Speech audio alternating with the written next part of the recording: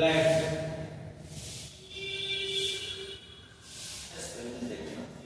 सही है। कोरोलरी का मतलब हुआ थ्योरम से निकला हुआ एक छोटा सा थ्योरम। सब थ्योरम बोल सकते हैं, एक नया टर्म का हम लोग आविष्कार कर सकते हैं, सब theorem.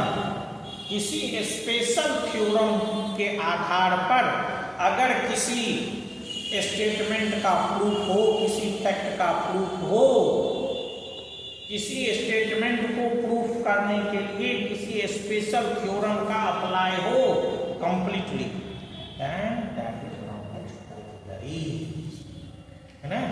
So a union of normal to normal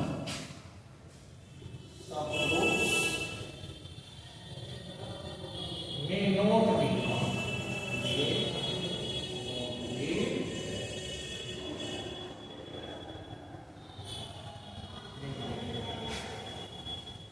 अब आपको याद होगा इस नॉर्मल को हटा दीजिए, यही चीज सबग्रुप में भी था। हम लोग बाय एग्जाम्पल देखे थे, दो H1 H2 दो सबग्रुप ले लिए थे और उसके यूनियन को देखे तो क्लोजर लॉ होल्ड नहीं कर रहा था, है ना, इसलिए वो सबग्रुप नहीं हो पाया था।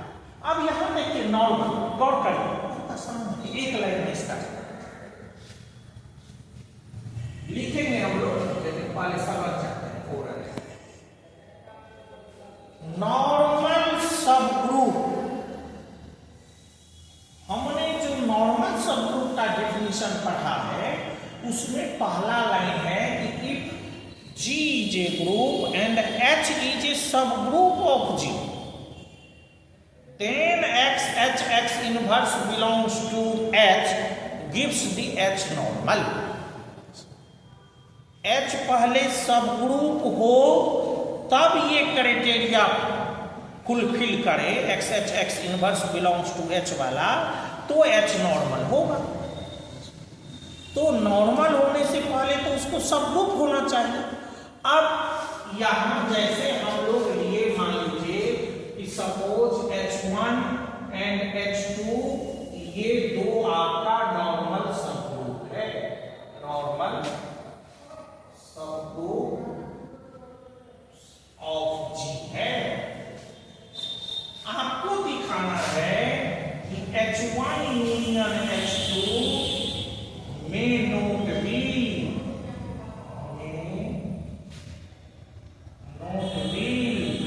नॉर्मल। ये लिखा है।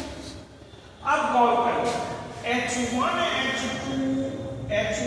यूनियन H2 नॉर्मल हो, उसके लिए पहले स्टेप में इसे सबग्रुप होना चाहिए, तब प्लस दूसरा स्टेप में इसे नॉर्मल होना चाहिए।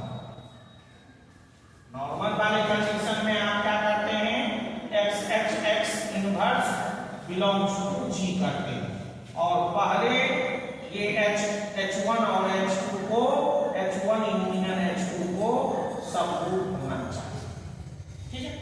अब सबग्रुप वाले केस में आ जाइए, ये भुला जाइए, ये दोनों नॉर्मल सबग्रुप है तो ये सबग्रुप तो होगा, नॉर्मल सबग्रुप है तो उसको तो पहले सबग्रुप होना पड़ेगा, तो ये सबग्रुप है ना। अब आइए कि ये सबग्रुप होगा कि नहीं होगा, तो हमने पढ़ा है कि यूनियन ऑफ टू सबग्रुप्स में नॉट बी सबग्रुप, नहीं भी हो सकता है सबग्रुप। सो ये जो कंडीशन है आपका, ये में नॉट बी सबग्रुप, ये सबग्रुप नहीं भी हो सकता, ठीक है।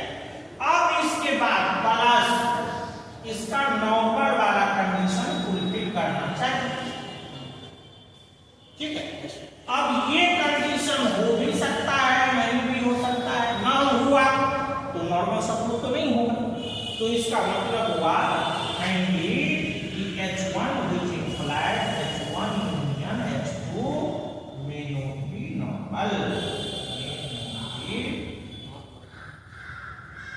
क्योंकि उसका यूनियन सबग्रुप होगा ही नहीं कह सकते, नहीं भी हो सकता। जहां हम लोग को प्रूव करना है नहीं भी हो सकता। तो जब तक वो पहले कंप्लीटली 100% किसी भी दो यूनियन के लिए, दो नॉर्मल सबग्रुप के लिए यूनियन भी उसका सबग्रुप होना चाहिए, तभी वो नॉर्मल होगा। अगर सबग्रुप हुआ तो भी नॉर्मल का क्राइटेरिया अगर फुलफिल नहीं करेगा तो नॉर्मल नहीं होगा। लेकिन पहले मान लीजिए सबग्रुप का ही क्राइटेरिया फुलफिल नहीं किया, तब तो 100 कोई चांस ही नहीं बनता है ना। और हम लोग पहले से पढ़े हैं कि यूनियन सबग्रुप नहीं भी हो सकता है, इसलिए यूनियन नॉर्मल सबग्रुप भी हो सकता है। अब उसमें